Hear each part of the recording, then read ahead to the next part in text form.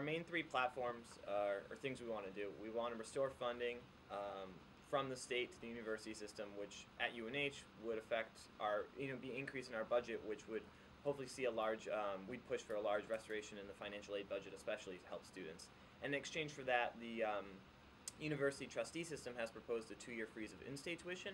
We want that expanded to out-of-state tuition as well, so a total freeze in tuition for 2 years. I sit on a committee called the Legislative Youth Advisory Council. It's a state committee, and we're appointed by the Speaker of the House, the Senate President, or the Governor. And so we're already working on it.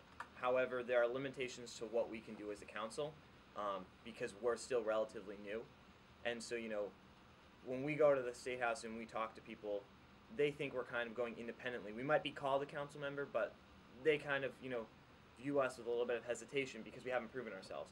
Whereas if we're, if I was student body president, Lizzie was student body vice president, we're representing 15,000 students, and so we think that that'd be a little bit more of a pull when we go there. I've been in contact with Governor Hassan's budget director on the process going forward, and he said that we need a big approach. And frankly, we've all been working. There have been various groups of students who have been writing letters and going up to Concord, and that's not enough. And this small approach doesn't work. We need to overwhelm the State House with just a massive approach. I would rather look back and say, hey, we did too much. We went overboard. We went crazy.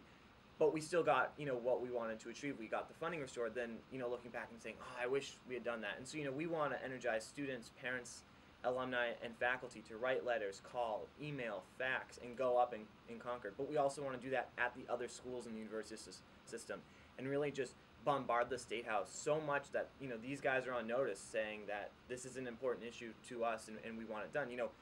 The youth is a very powerful voice, and a lot of times we don't exercise it enough. And if we all band together and exercise it as one, we're going to make a difference, and we will push it. I mean, people have flopped before on major pieces of legislation, including gay marriage, because they got 10 phone calls. Imagine if they receive 100, or they're receiving letters, and every time they answer the phone call, or they open an email, or they read a letter, it's about tuition. It's about getting our money back.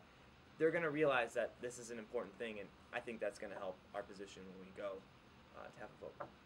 Number 2, we want to improve parking.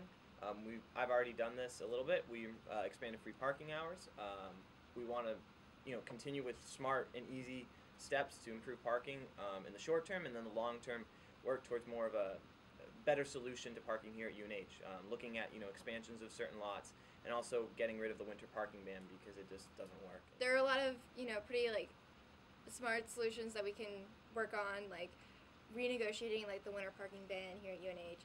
Not maybe not totally abolishing it, but working to make it permanently conditional and make more lots conditional parking lots, because it doesn't make that much sense for dry winters like last winter to have all these lots closed down and people getting ticketed in those lots when we don't really need them to be closed. And our final platform is revising the advising system here at UNH so that it works better for students and faculty alike.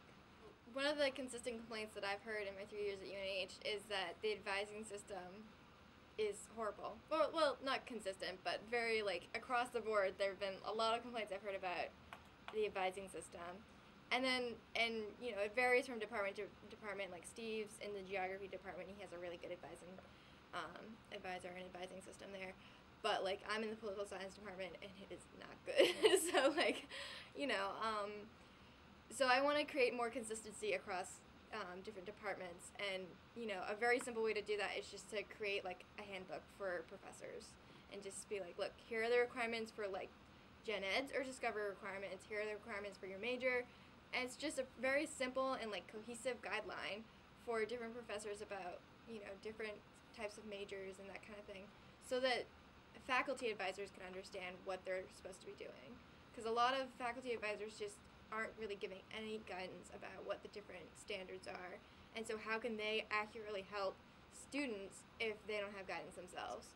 So we want to give them a manual or something like that that's cohesive, and then maybe give them a training session at the beginning of the school year, or every couple years or something like that. Something that's not too excruciating, speaking as a future teacher, but something that is informative to faculty, and that way they'll be able to help students.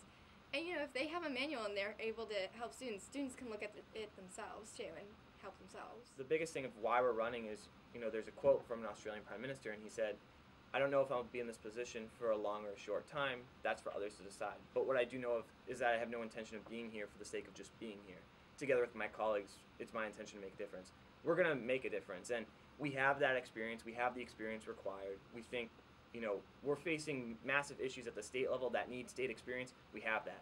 We have experience at the university. We have that. We have experience on the Senate. We have, going down the list, we have all those checks, and we think that we can make a positive difference, and we're not afraid to, do the right thing. And maybe, the faculty might not be happy with some of the proposals that we bring forward, but UNH is here to serve the students, and we're going to make sure that they have a voice.